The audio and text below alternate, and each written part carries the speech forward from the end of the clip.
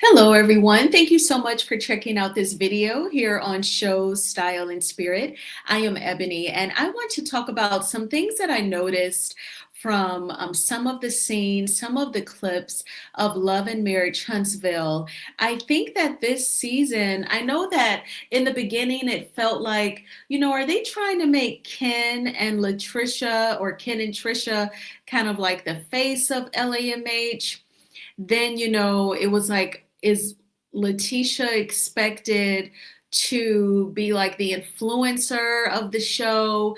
With her, I feel like she's hired a stylist and she's really focused on her Instagram content.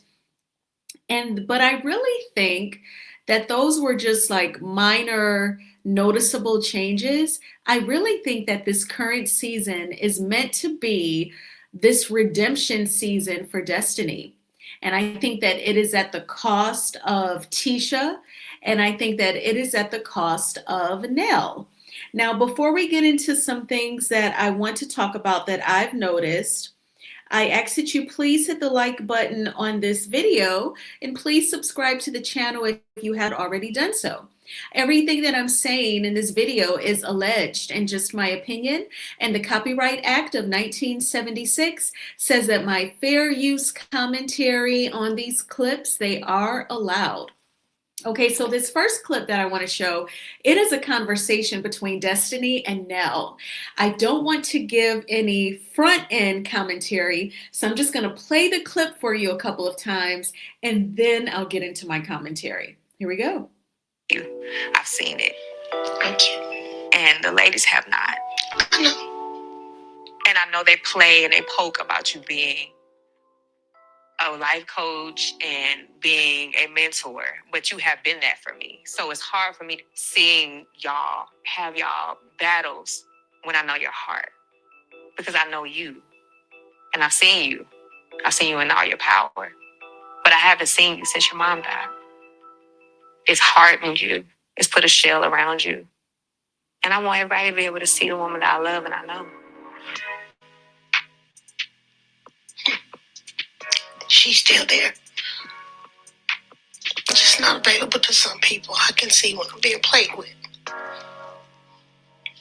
But she's still there. I know the power inside of you. I've seen it. Thank you. And the ladies have not. I know. And I know they play and they poke about you being a life coach and being a mentor, but you have been that for me. So it's hard for me seeing y'all have y'all battles when I know your heart, because I know you and I've seen you. I've seen you in all your power, but I haven't seen you since your mom died. It's hardened you. It's put a shell around you. And I want everybody to be able to see the woman that I love and I know. She's still there. Just not available to some people. I can see when I'm being played with. But she's still there. Okay, y'all. So I want to first open up with a question. I want to pose a question. Did you all notice the poetic language that Destiny was using? I, of course, own they would flag this video if I play the actual moving pictures from the scene, even if it's coming from Instagram. So I had to do the still shots, but I'm sure you could hear the breaking in Nell's voice.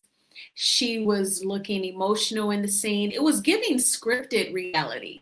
It was giving back in the day on Love and Hip Hop Atlanta, when people used to say, oh, this is scripted reality.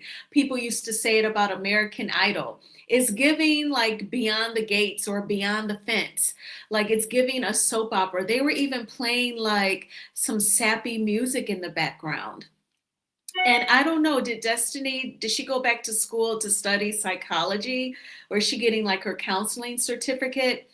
Between the music and, her saying, you have this hard shell. I knew you when your mom was dying, and the rest of the girls, they don't know you.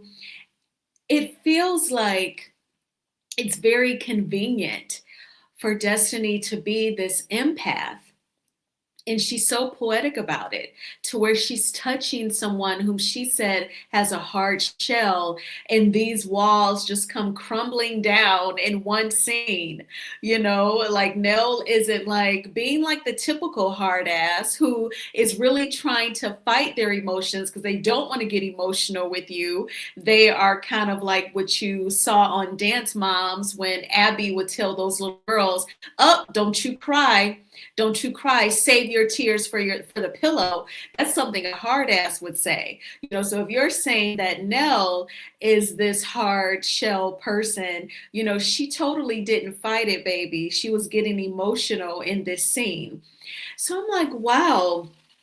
Destiny gets like, and she would always call out Sunny Minks for having a show on Tubi and would say that Tubi acting. Oh no, baby. And I don't even want to disrespect Tubi and call it Tubi acting. This is something else. And I'm afraid to call it Zeus acting because I don't want none of the personalities from that channel coming at me. But I'm like, wow, I think, and this clip was on Reality Entertainment TV, and it was on there. I thought I saw it like some weeks ago, but it looks like it was near the top, like it was recent. And I was thinking, oh wow, they're having such a sappy moment, whatever. And I went on about my business, but it was after I saw the winery scenes. I'm like, I think this is about Pastor Destiny answering her call to preach to make her look like the angel. And I think that producers are really motivated to paint her in a very positive light after she attacked Melody the way that she did during the last season reunion. I really think that this is a redemption season for Destiny. But let's move on to this next scene that I want to get into. So we all know that Destiny planned a so-called girls' trip an hour away from Huntsville at a winery. So in that last scene, she was also inviting Nell to this trip. And so now she's meeting with the Scott sisters because she wants to invite them and let them know that Nell will be going. So let's go ahead and focus in on this conversation. So what's up? What you been up to? Working. I had a business lunch with Martell and Chris. And Chris had an interesting perspective on the festivities night, and he mentioned that Nell felt ganged up on, and Tisha. Hear me out, okay? Do I believe it to be true that she was ganged up on? No. But can I see her perspective that it felt that way? Yes, when people are calling you out on your BS, then you could actually feel like you're being ganged up on. However, Nell came into the conversation with bad energy. I just feel like Nell just wasn't there to hear whatever it was we had to say.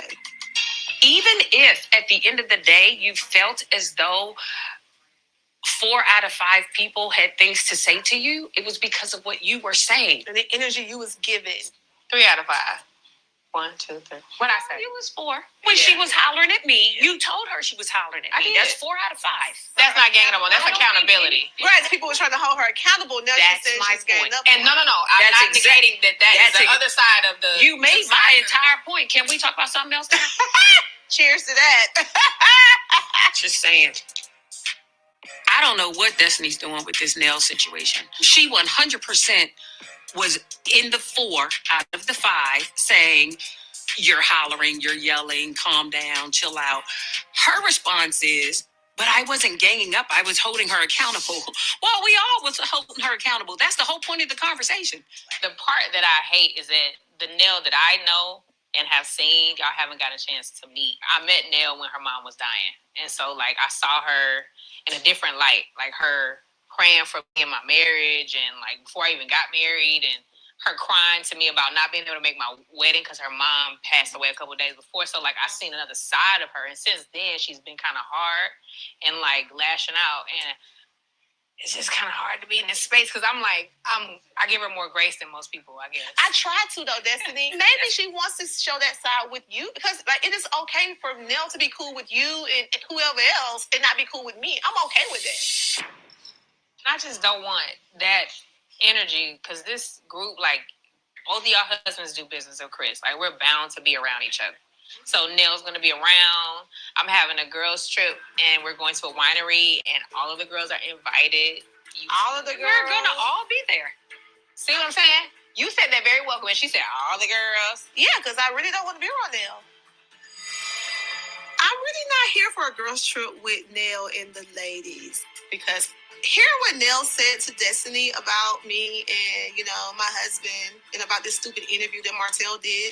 I didn't tell you this, and I should have, but I forgot.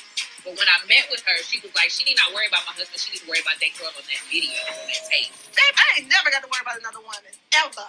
For her to turn around and use that and talk about me and use it against me, I think that's the nail in the nail for me. If you're having a trip and you want me to be around her, okay, whatever, fine. I just want to be very clear. I don't like her.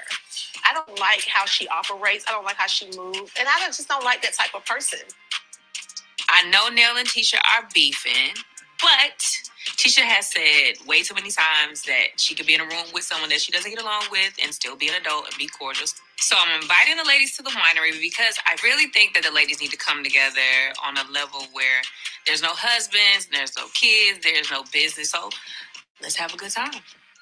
Speaking of my event, I have baskets. The baskets. What's this? We having a picnic? No, we're not having a picnic. So I went on a date. Who did you go on a date with? Will. Brought some stuff to hopefully let you know a little bit more about who I am. So Googly Eyes just got kicked to the curb just like that? No. Nobody's kicked to the curb. She's been saying Will a lot lately. I have not. You've only seen Will at festivities and so you went on a date with Will, huh? What happened to Googly Eye? Never mind, because it's not my business. I see. I get it. It's not my business. You do you, boo-boo.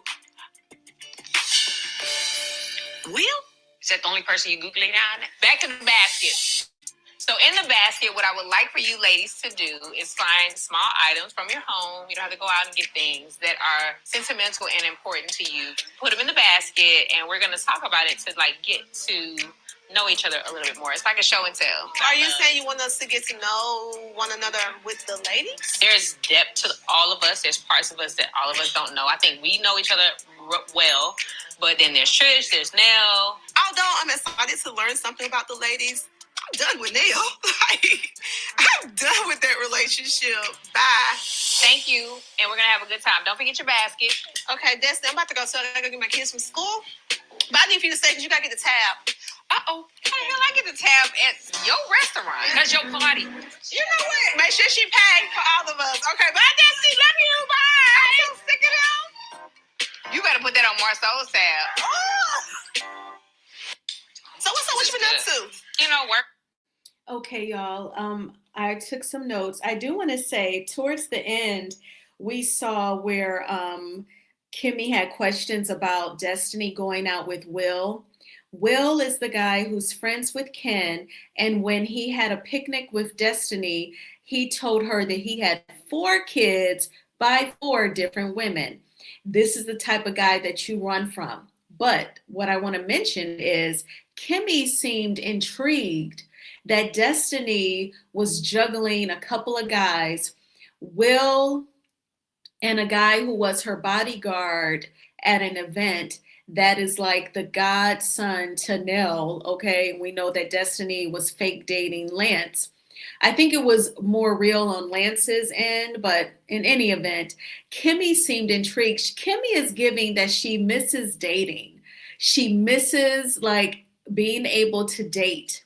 So I just thought that was an interesting observation. So also, I'm going to start from the end of the clip and work my way back to the beginning. So before they were talking about Will, Destiny, she's telling them about a girls' trip that she's planning, and she handed them baskets, and she gave them an assignment to put items in the basket that would describe layers to them that the women do not know. She said, because I feel like we don't know everything that there is to know about each other. And then that caused her that kind of wrapped up her point about their sides to Nell that the group doesn't know. The whole putting things in the basket to describe yourself, it was very Iyanla Van Zant Fix My Life. It was very zen, very therapeutic. Just like, again, I was wondering, is she studying uh, being a counselor or studying psychology?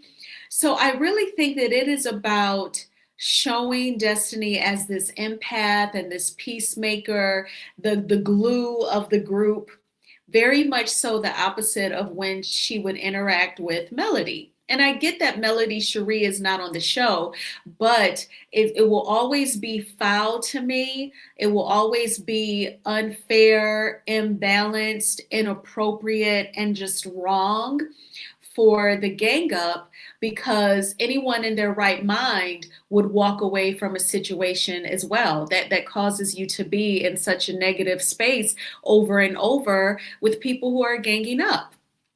So I feel like everything that led up to her leaving, it was all toxic. So I'm going to always bring that to the forefront. That's going to always be a part of my commentary, because Melody Cherie Rogers is really the nucleus of how the show came into existence. And Carlos can always say that he's the creator of LAMH, but that concept and those people entering his life and paying the what $400 treatment fee to discuss their vision for a show with him, that is because Melody entered his life. Their paths crossed. That's how he's even able to say that he created the show. It's because she entered his life. So anyway, circling back to this scene in particular, she wanted to show empathy to Nell Fletcher and share that with Kimmy and Tisha. Now, granted, the women were not hearing it, but what I don't think is that Tisha doesn't realize, this is Destiny's redemption season and it's at your cost, because Tisha is looking like the asshole and Destiny is looking like the angel. Even Nell looking hot tempered, and after Kimmy said she would dunk her in a pool, rightfully so, Nell stood up and said, "You won't throw me nowhere." She had to defend herself. It comes back to making Destiny look like the empath and the peacemaker, because what did Destiny do? She jumped in between Nell and Kimmy so that things would not escalate. Even more, going back to the scene where it was just Destiny and Nell, and then her sharing some more details with the Scott sisters, she talked about Nell's vulnerable side and it being more visible when Nell's mother was dying. Remember last season when Nell actually let these words come out of her mouth that she left her dying mom to go spend face-to-face time with Melody and talk with her one day? And it was made to make Melody look like the butthole, the selfish jerk. And Melody's like, whoa, whoa, whoa, whoa, whoa. Like, I've never asked you to leave your mom's side to come talk with me. Whenever I've called you, it's because I felt like talking with you, but I in no means was saying like, leave your mom. And Nell knew that. She was playing around. What is the term? Is it semantics? That's what Nell was doing. Destiny took that same scenario, her mother dying, and she's like, I met you when your mom was dying, and you were vulnerable, you were gentle, and you let that side be visible. And then after she passed, you developed this hard shell. And then she's able to share that with the Scott sisters, and they didn't seem phased, which is really insane. But, again, they're looking like the buttholes, and Destiny looks like this empathic peacemaker. So, I feel like, especially at this point in the game, Tisha and Kimmy, y'all don't see the game that production is running on y'all to redeem Destiny after she was just totally on the attack at the last season reunion. But okay, maybe Tisha will figure it out. But I doubt it though, because they'd rather look like a united front and just continue to get played, in my opinion. But Destiny is totally using that same life changing event of Nell losing her mom to make herself look great. But what do you all think about production and how they are producing the show? I think that it was definitely a slow burn and a climactic building to making Destiny look like the angel. From the scenes with Nell and Kimmy getting in each other's faces to Tisha and Nell falling out, I think that they also accomplished a couple of goals. Do a gang up on Nell and make Destiny look good. They did it both, kind of like a BOGO, a buy one, get one, a 2 for 1. Let me know in the comments. I thank you all so much for checking out this video. Please hit the like button on this video as well as subscribe to the channel. I hope that you all had a terrific Tuesday. I did. So, I'm off from work this week. And so I got a wax, that I got a major wax and a mani-pedi. But before that, I saw this movie called Sing Song Blue. I'm going to make a short about it because it was better than I thought it would be. I had not really Googled the couple because it's based on the movie said based on a true love story. And I felt myself getting emotional while watching it. And it is about a Neil Diamond tribute band, and it included a husband and wife. And as a family, they really went through some tragic things. Before the tragic event started, there was lots of laughter, lots of cute jokes. I love Kate Hudson. She is the daughter of Goldie Hawn because she has that same like hippie energy as her mom. So I've always loved her. There's so many Kate Hudson movies that I love. And I love Hugh Jackman. He is a handsome man. He is the Wolverine from X-Men. He was in the latest Deadpool, if you watch the superhero films like me. And so I knew the acting was going to be good. I knew that they were like a tribute couple. So I thought it was going to have this like goofy, corny karaoke vibe. But I'm like, I'm on vacation. Tuesdays is free popcorn and I need to get a wax. So it's near where I like to go. So I'll just that's going to be my Tuesday thing. But the movie was so good, really touching. And I really, really enjoyed it. And I don't want to talk about the tragic events because, if you're going to go see it, it's a great film. So I definitely think that you should check it out and you might want to bring some Kleenex. But yeah, I'm going to do a little short about it. The short might have some spoilers, but, the short will only just be 3 minutes. So I won't be able to tell everything, but definitely check it out. All right, and I will talk with you all soon. Bye.